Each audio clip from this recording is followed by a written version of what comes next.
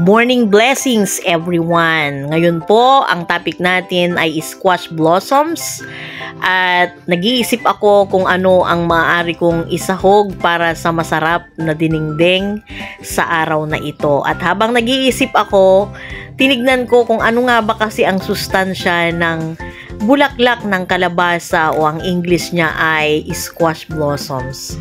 Squash blossoms are high in calcium which is essential for building strong bones.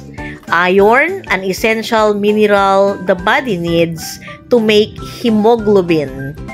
And plenty of vitamin C in squash blossoms, which helps the body repair body tissues and helps the immune system function properly. Talaga namang napakasustansya ng bulaklak na ito, kaya gustong-gusto naming ulamin at karamihan sa ating mga Pilipino ay talaga namang gustong-gusto natin. Ito po ang na-harvest ko guys. Kung bibilhin ko yan sa palengke, nasa 30 pesos yan. So, ayan po, magdidinengdeng po tayo at lagyan natin ng okra, sitaw, saluyot. Hindi ko po alam kung anong pangalan ng gulay na ito guys. Basta sa amin sa Ilocano, bunga yan ng vine na ang tawag namin ay bagbagkong. So eto, nag-grill po ako ng slice ng yellowfin. So ihaw po yan dahil mas okay na hindi po mamantika. So inihaw po natin na mabuti yung ating yellowfin dahil yan po ay pakukuluan natin para malinamnam yung sabaw ng ating dinengdeng. So ayan, inihaw ko pong mabuti at talaga namang pagkasarap-sarap kahit nga hindi na isasahog sana, no? Isausaw lang sa kalamansi at bagong masarap na. Pero isasahog po natin guys. So ayan nga, magpapakulo tayo ng tubig. Mineral water po gamit ko guys. Hindi pa ako gumagamit doon sa galing sa faucet. So ayan, maglalagay tayo ng 3 slices ng grilled yellowfin. Pakukuluan natin yan at ayan po, naglagay din po ako ng shrimps para manamis-namis po yung sabaw.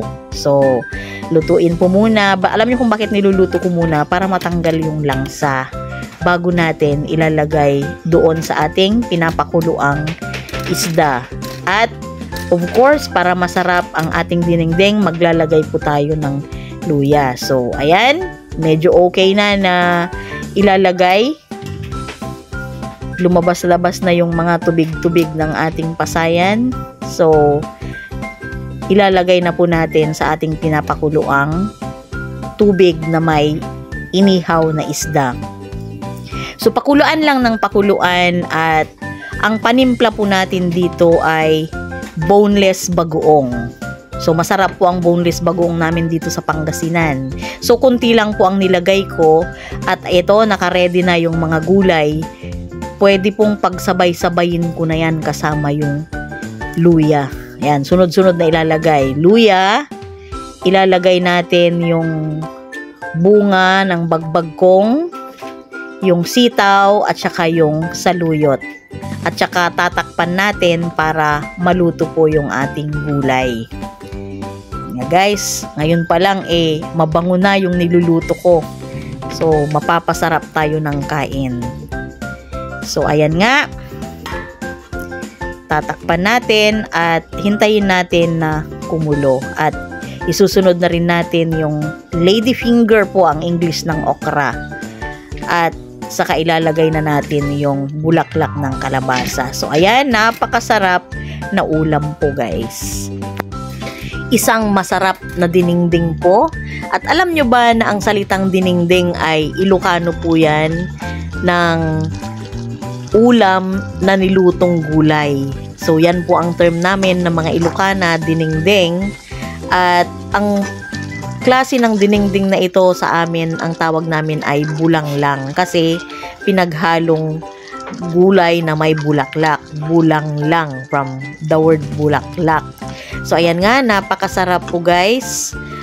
Meron tayong isda, meron tayong shrimps, meron tayong bulaklak, sitaw, okra, at yung ibang klasing bunga. Thank you so much for watching. God bless everyone. Have a blessed day po.